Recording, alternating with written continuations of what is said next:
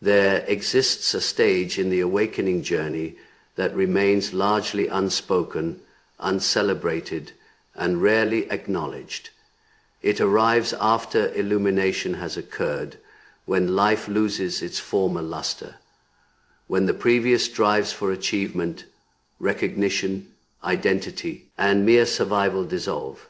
What emerges instead is something considerably weightier, not despair exactly, but rather a profound, dense stillness that carries within it a disturbing realization, the simultaneous absence of both death wish and desire for existence. The common expectation surrounding awakening involves clarity and purpose discovery.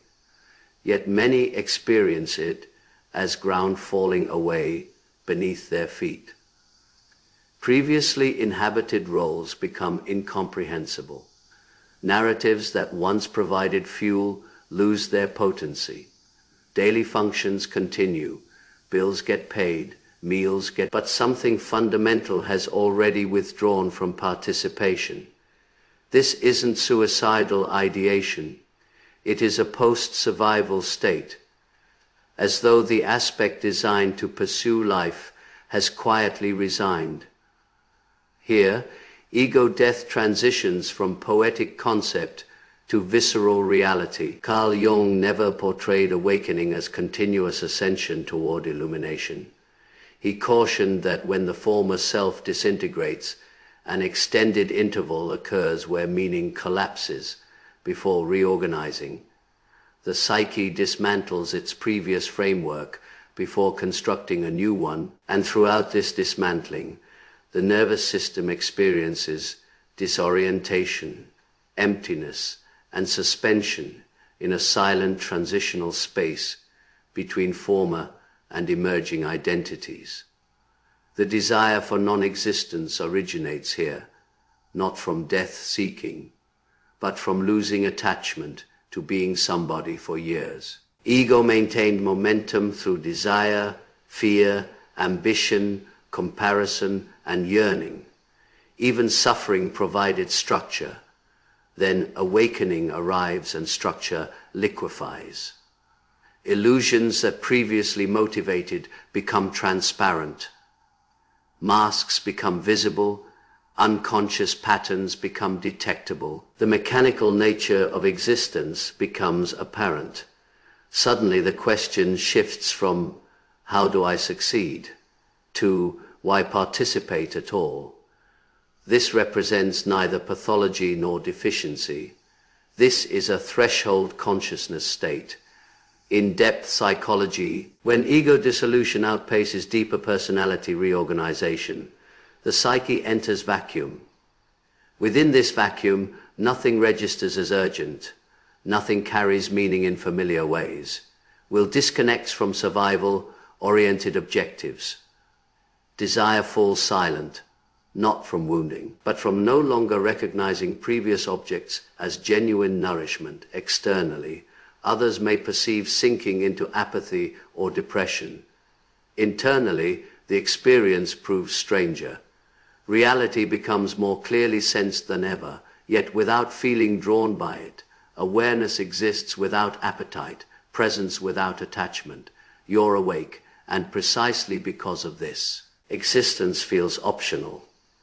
Spiritual traditions identify this as false self-death. Buddhism discusses craving dissolution.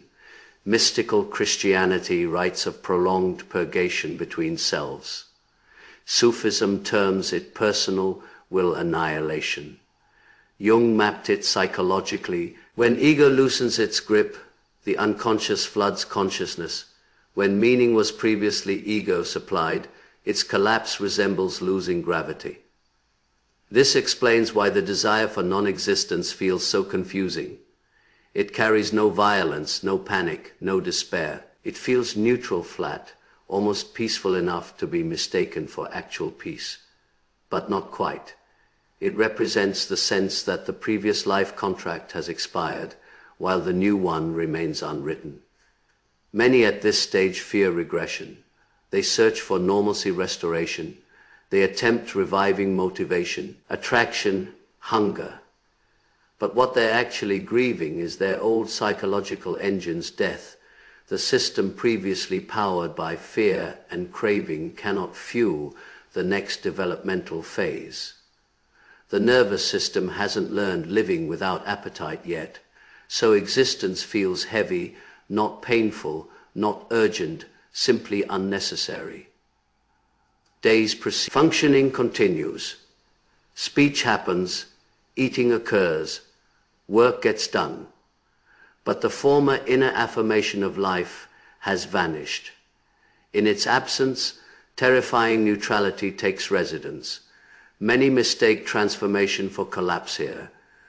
But collapse represents only the initial movement. The psyche cannot remain in vacuum indefinitely. Something more ancient than survival begins stirring, a layer beneath ego, a layer not living for validation, performance, or fear, organizing silently. Until it is ready to speak, you remain in between, alive, aware, unattached, and secretly awaiting meaning you can no longer manufacture. After the old psychological engine shuts down, the body notices first. The mind may comprehend what occurred, but the nervous system experiences confusion. For years, it learned movement based on pressure, urgency, identity, reward, and threat. Now the body awaits instructions no longer arriving. This produces feelings of hollowness, flatness, distance from life hunger itself. Without understanding why, psychology explains this as regulatory shock. The ego once provided constant stimulation, goals, fears, fantasies, tension, pursuit. When that structure dissolves, the nervous system drops into low arousal states. This isn't classic depression. It is deconditioning. The system is unlearning its addiction to survival-based motivation. From spiritual perspectives, this stage represents compulsive becoming's death. The mind no longer rushes toward its next version. Identity requiring worth, proving has loosened. Will sculpted by lack has exhausted its fuel. Instead of instant freedom, what arrives first is silence within movement. This explains why the desire for non-existence feels bland rather than tragic. It is not about pain escape.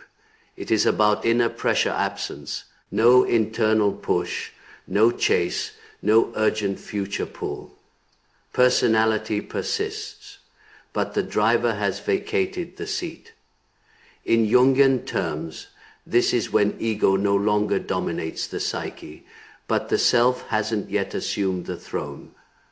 Conscious mind floats without organizing center. Inner hierarchy dissolves before reordering itself at deeper levels. This is why people say, "I don't feel like a person the way I used to." That is not metaphor. The psychological structure previously defining personhood is literally rearranging. Other psychological frameworks describe similar processes. In existential psychology, this is meaning structure collapse. In trauma, informed therapy, it resembles freeze response without fear. In transpersonal psychology, it is called non-ordinary consciousness state. Different languages, same territory. The danger isn't that desire for non-existence appears. The danger is when the mind interprets it through old survival lenses and decides something has malfunctioned from the old ego's viewpoint. Stillness resembles failure. The ego was designed for striving. When striving dissolves, it panics, labeling the void as sickness, regression, or loss. But from deeper psychological positions, this void isn't absence. It is unoccupied space. An unoccupied space is where deeper personality can finally assemble without interference. This explains why forcing motivation back rarely works. Attempting old self-restoration increases inner conflict. You're requesting a dissolved structure to resurrect itself in a psyche that has already outgrown it. The nervous system resists because it knows something irreversible has occurred. What actually begins growing here is quieter being, air functioning mode, not originating from hunger, lack, or fear. Initially, it feels empty because it doesn't speak in cravings. It speaks in subtle orientation. You may notice faint changes, sensitivity to falseness, intolerance for internal contradiction, withdrawal from meaningless rhythms, attraction to simplicity without effort.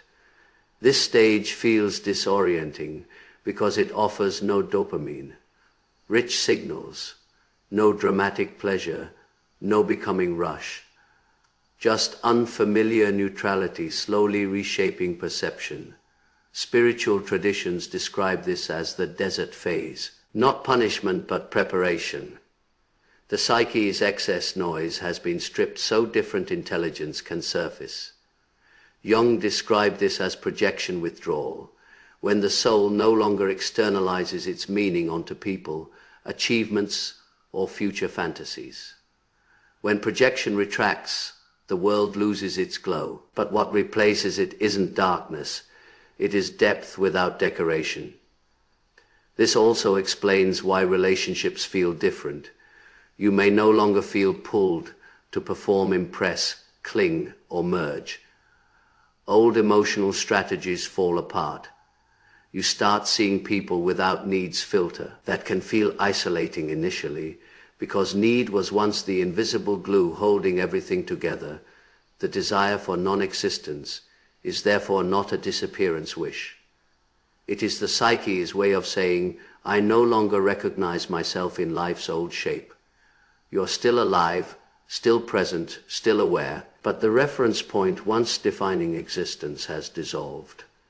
Until a new center stabilizes, life feels suspended between meaning and neutrality. This isn't where the process ends. This is where deeper reorganization begins. What eventually shifts isn't motivation in the old sense. What returns is orientation, not restless urge to become someone, but quiet recognition of where life now wants to move through you. This is the moment Jung described as the self's emergence, as the psyche is new organizing center. The ego no longer runs the system, but still exists, now in service rather than command. The desire for non-existence fades, not because life suddenly becomes exciting again, but because existence is no longer experienced as personal burden. It becomes participation rather than effort. You still feel fatigue, still feel limitation, but inner resistance softens. You stop arguing with being here. This is where many misunderstand integration. They think awakening ends with bliss. In reality, integration is the slow shaping of a life that can hold the consciousness you now carry. The psyche must learn living without old fuel sources. New energy forms begin taking their place, not driven by hunger, but by inner alignment. Meaning returns differently now, not as ambition, not as identity. Meaning becomes relational rather than performative.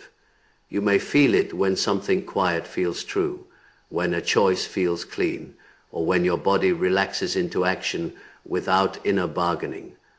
This meaning doesn't shout and doesn't promise greatness. It simply feels honest, spiritually. This is the movement from awakening to embodiment. Awareness is no longer world escape. It becomes the way you inhabit it. The nervous system slowly learns moving without panic. Pleasure becomes subtle but steady. Even discomfort changes texture. It no longer feels like threat. It feels like weather passing through. Jung warned that many remain trapped in the liminal phase because they romanticize the death but resist the rebirth. It is easier living in the identity of one who has seen through the world than actually re-entering life without illusion. The desire for non-existence can quietly become refuge, as a way to avoid participation's vulnerability again. But participation now has different quality. You no longer barter yourself for validation. You no longer chase worth reflections. You engage because something in you resonates, not because something in you lacks. This is also where shadow returns in new ways. Earlier, it was dismantled alongside ego. Now it reappears as raw vitality, anger, passion, desire, creative force, all resurfacing without old distortions, not suppressed, not compulsive, but integrated. Shadow stops acting as enemy and begins behaving like power with conscience. People describe this phase as ordinary life with unfamiliar depth. You still work, still relate, still choose, but inner posture has changed. You're less impressed by the world, yet more intimate with it. You need less from it, yet feel more inside it, from spiritual angles. This is what many traditions call returning to the marketplace after the mountain vision. You no longer seek transcendence as escape. You live as awareness within form. The mystical becomes practical. The cosmic becomes human. This is perhaps the greatest twist in the whole process. The desire for non-existence was never pointing toward absence. It was pointing toward a new way of existing that hadn't yet taken shape. What dissolves during ego death isn't life. It is the idea of life you're unconsciously serving. Once that dissolves, existence must be rediscovered without pre-written meaning. That rediscovery takes time, because the psyche doesn't move by insight alone. It moves by rhythm, by regulation, by gradual trust in new inner gravity. Slowly, the nervous system learns that being here no longer requires performance. The heart learns to attach without losing itself. The mind learns to rest without collapsing. Slowly, will returns, not as pressure, but as preference. You begin choosing again, but because something inside now leans toward life in a cleaner way. Jung called this individuation, the movement toward becoming what you were before fear taught you who you should be, not perfection, not enlightenment as costume, but coherence. A life where inner and outer no longer fight for control. The desire for non-existence was a message from the depths, not a verdict. It was the psyche saying, the old version of living is no longer viable. Once that message is listened to rather than resisted, existence reorganizes itself around a quieter, truer center. You don't return to who you were. You return as someone who no longer needs to leave themselves to live. If any part of this resonated with where you are right now, I'd welcome hearing your experience. What has been the most challenging or confusing aspect of your awakening journey? The emptiness, the motivation loss, the identity shift, or something else entirely? Share it in the comments, so you're not carrying it alone. And if you want to continue exploring the deeper layers of psyche, transformation, and what awakening truly means in everyday life, make sure to subscribe to Fractal Wisdom. Remember, you are not lost. You are in the middle of becoming.